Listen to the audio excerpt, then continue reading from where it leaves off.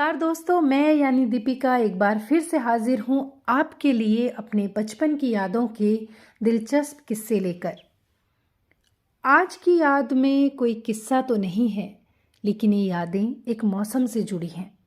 वो मौसम जिस मौसम में पहाड़ बेहद खूबसूरत लगते हैं, लेकिन पहाड़ों में रहने वाले लोगों के लिए इस मौसम के क्या मायने थे, ज़िंदगी किस तरह से इन दिनों में बदल जाया करती थी, बच्चों के लिए खासकर ये मौसम क्या क्या लेकर आता था, यही सब मैं आज आपसे शेयर कर रही हूँ। तो आइए सुनते हैं बरसात के दिनों की कुछ छोटी छोटी यादें। बरसात के दिनों में सुबह का स्कूल लगता था, यानी सुबह 7 बजे से दिन के 12 बजे तक का स्कूल। दादी सुबह 6 बजे जगा दिया करती थी। कोहरे की मोटी परतें पूरे गांव को यूं ढके होती जैसे माँ सर्दी से बचाने के लिए बच्चे को रजाई में अच्छे से लपेट देती है। हम मुंह हाथ धोने पानी की डिग्गी यानी टंकी तक जाते। ये टंकी पूरे गांव की साझी थी।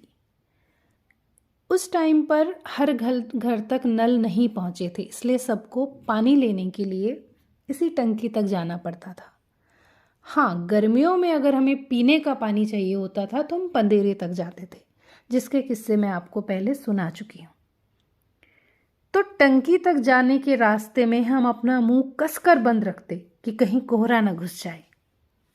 रात की बची रोटियों पर ढेर सारा घी और नमक छिड़क कर माँ उन्हें तवे पर गर्म कर लेती और चाय के साथ खाने को देती। वो स्वाद जैसे आंखों के किसी हिस्से में जमा हो गया है। जब भी घर याद आता है, नमक वाला पानी बहने लगता है। मुझे हमेशा से लगता है कि स्वाद का उम्र से बहुत गहरा ताल्लुक है। बचपन में जो चीज़ें बड़ी स्वादिष्ट लगती थी और जिनके आगे हमें स्वर्ग भी बेकार की चीज़ लगता था, अब उन चीज़ों में स्वाद ही नहीं आता। हमारे पास बरसातियाँ होती थीं, जिन्हें हम चुंटा कहते। इन बरसातियों के अंदर हम उतना ही भीगते जितना बाहर पानी बरस रहा होता। उस पानी ने हमें बहुत मजबूत बनाया, सर्दी जुकाम तक नहीं होने दिया। हमारे गांव में कोई नदी नहीं थी। हमें इस बात का बहुत अफसोस होता। जिन गांवों में नदी थी और स्कूल के रास्ते में पड़ती थी, वहां के बच्चे लगातार बरसातों में स्कूल की छुट्टी कर लेते। उनके बह जाने का डर होता था। ये मेरे प्राइमरी स्कूल के टाइम की बातें हैं। गुरुजी भी हमारी तरह ही तरबतर स्कूल पहुंचते और 5वीं की लड़कियों से चाय बनवाते, क्योंकि पूरे स्कूल में यही लड़कियां सबसे बड़ी होती। प्रार्थना खुले आसमान में नहीं हो सकती थी, इसलिए हर कक्षा में अलग अलग होती। ये बुरी घटना होती क्योंकि हर कक्षा में किसी एक को आगे जाकर प्रतिज्ञा बोलनी होती, जिसे बाकी सब दोहराते। ज्यादातर गुरुजी उन्हीं बच्चों को इस काम के लिए बुलाते जिन पर उन्हें यकीन होता कि उसे प्रतिज्ञा याद नहीं होगी। फिर गुरुजी उस बच्चे पर अपना हाथ गर्म करते। बारिश के हिसाब से पढ़ाई होती। कम बारिश में हम रोज की तरह पढ़ते। बीच की बारिश में पहाड़े याद करते जोर जोर से बोलकर। और मूसलाधार में यानी कैट्स एंड डॉग्स वाली जो बारिश होती है, उसमें हम आज़ाद कर दिए जाते। फिर हम जितना मर्जी चिल्ला सकते थे, खेल सकते थे। तेज बारिशों में गुरुजी परेशान हो जाते, कहीं स्कूल की टपकती छतें गिर न जाएं। हम तो भगवान से मनाते कि गिर ही जाएं ताकि छुट्टी तो मिले। छुट्टी होने पर हम सीधे रास्ते से घर ना जाकर जंगल पहुंच जाते। लगातार बारिशों में जगह जगह जमीन से पानी के नए स्रोत फूट जाते थे। हम उनसे बहते पानी में खेलने लगते। तब तक खेलते जब तक भूख न लग जाए या किसी को भूत न दिख जाए। हम में से हर कोई कभी न कभी भूत देखने का दावा कर ही लेता था।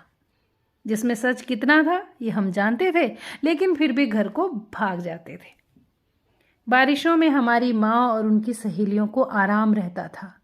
घास खूब सारी होती थी और ये लोग सुबह ही काट के ले आते थे। मवेशी दिन भर गौशाला में बंद रहते और ईंधन की लकड़ियां गर्मियों में ही रसोई में जमा कर ली जाती। रात का खाना शाम को ही खा लिया जाता और किसी एक के चूल्हे के पास औरतों की महफिल जम जाती। मैं उनकी बातें सुनते हुए, ज्यादा कुछ ना समझते हुए अपनी दादी की गोद में सर रखकर लेट जाती। दादी हंसती और उनका पेट हिलता। मैं सोचती दादी को थोड़ा कम मोटा होना था। उस गोद की गर्माहट और उस जिंदगी का सुकून तब जितनी राहत देता था, उसकी यादें अब उतना ही बेचैन कर देती हैं। मुझे लगता है मेरी तरह हर इंसान जो अपनी जड़ों से कटकर कहीं और बस गया है, उसके हिस्से में ये बेचैनियाँ हैं। क्या आपके हिस्से में भी अभी ही बेचैनियाँ बाकी हैं? अगर हाँ, तो आइए मिलकर इन बेचैनियों को बांटते हैं। मैं अपनी यादें साझा करती हूँ, आप कमेंट्स में अपनी यादें साझा करें। इस चैनल को लाइक, सब्सक्राइब और शेयर करें।